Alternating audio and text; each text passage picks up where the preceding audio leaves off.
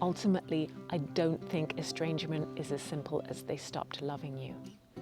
It's because they stopped feeling safe, or the lack of safety carried on for so long, they gave up trying to get it from you.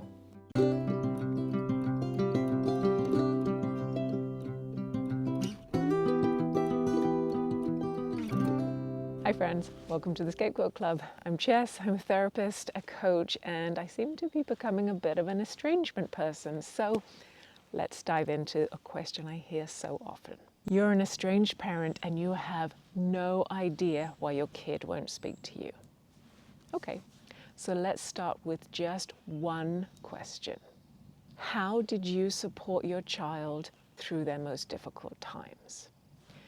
And this isn't a hypothetical. So please just if you're a parent, take a second. And if you're an adult thinking about estrangement, maybe you want to reflect on this too. Really think about it. Even better, pause the video and jot down what comes to mind, because the answer to that one question could actually encapsulate a lot of the big picture. When I was preparing for this video, I asked myself exactly the same question, and I realized something that, again, I really didn't want to see. My parents weren't absent during my darkest times. They helped create the nightmares. They had a special part in the hell, and it's really, really hard to come back from that. Now, I'm not saying my situation is yours, but having worked in this space for quite a while now, I completely believe that adults do not estrange unless they feel it is their best option. And it is never the best option to leave a loving and supportive relationship. So I'm really hoping if you're struggling with the why around estrangement, that this video will help.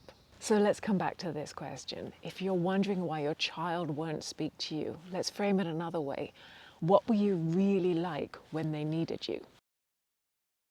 So here are the kind of answers that I commonly hear. And I'd love to see, does yours apply to, do you come close to any of them? So answer A from the parent's perspective. I was always there. They could tell me anything. Great. That sounds nice. Also, it's unlikely, especially when your kid gets to teens. It's a rite of passage not to tell your parents stuff. It's almost the point of being a young adult. So rarely do kids tell their parents everything. And I found from counseling teens, they often don't even tell them the big stuff. Or they tried to, but learned that it wouldn't be heard. So if you think your child always came to you, I would suggest that maybe that's not the case. And possibly even maybe you weren't as safe as you thought you were. Or it could be that maybe the relationship was too close, more like a best friend than a parent. And best friends are hard to disappoint and hard to outgrow. The thing is that some kids leave home even when they're still living with you. Option B to answer the question is that my kid had no problems. They had a great childhood. Really? None? Every child struggles with something, even if it's invisible to you. So if you believe they never had hard times, maybe they were struggling in silence. Maybe they didn't think you could handle it. Or worse, maybe they tried to tell you, but you brushed them off. We can't support what we refuse to see. Option C, and this is a really, really common one, is I tried my best, I even apologized, but they still distanced from me. So now we're starting to get somewhere. This answer admits things that the others don't. The relationship wasn't perfect, and trying our best matters, and so does apologizing. But this is the hard truth, is that you don't get to decide what's good enough for somebody else. They do. And if they're still gone, that tells you something. It wasn't enough. But understanding that is huge, and it's a really good first step. I should also say these are just my answers based on things that I've seen in comments on the channel. So if you've got different answers, if you did pause the video and come up with something else and you're feeling brave and courageous, please share in the comments below what your experience is and what your thoughts are. How did you try and support your child through their worst times? And if you're a child, how do you feel that your parents supported you? Again, let's get the conversation going. Let's see the different sides and let's try and get more understanding on what's going on here. If you like the video, if you like the content, you can subscribe, you can give me a thumbs up. And if you want extra support, check out the website. I've got one-on-one coaching and I'd be happy to meet and chat. Option D, and I'm going to say, sadly, I hear this way more than I wish I had to, is my kid was spoiled, I had it worse, and I didn't cut off my parents. Oh, there it is. The golden rule of the emotionally avoidant parent. If I survived it, it wasn't abuse.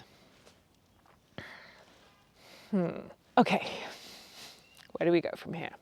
Survival isn't the same as healing, and endurance doesn't excuse harm. If your response to your child's pain was, well, I had it worse, you've just made their story about you. And that could be a pattern of what the real problem is. That you're not listening, you're somehow competing. So option E is, I don't do emotional stuff, that's just not who I am. And if that's the case, then maybe parenting wasn't for you, because kids are emotional.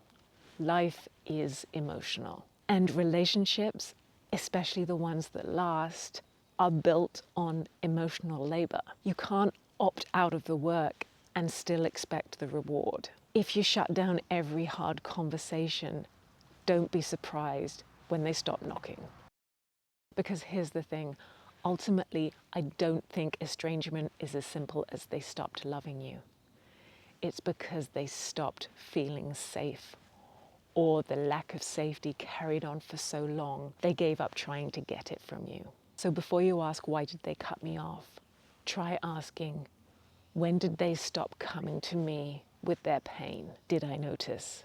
Because even if you meant well, what you didn't see, what you didn't hear, what you didn't face with them left its mark. And if this video stung a little bit, then that's okay. It's not here to blame, it's here to wake you up. And if you're an adult child on the other side of this, you're not heartless, you're not overreacting, you're protecting your peace.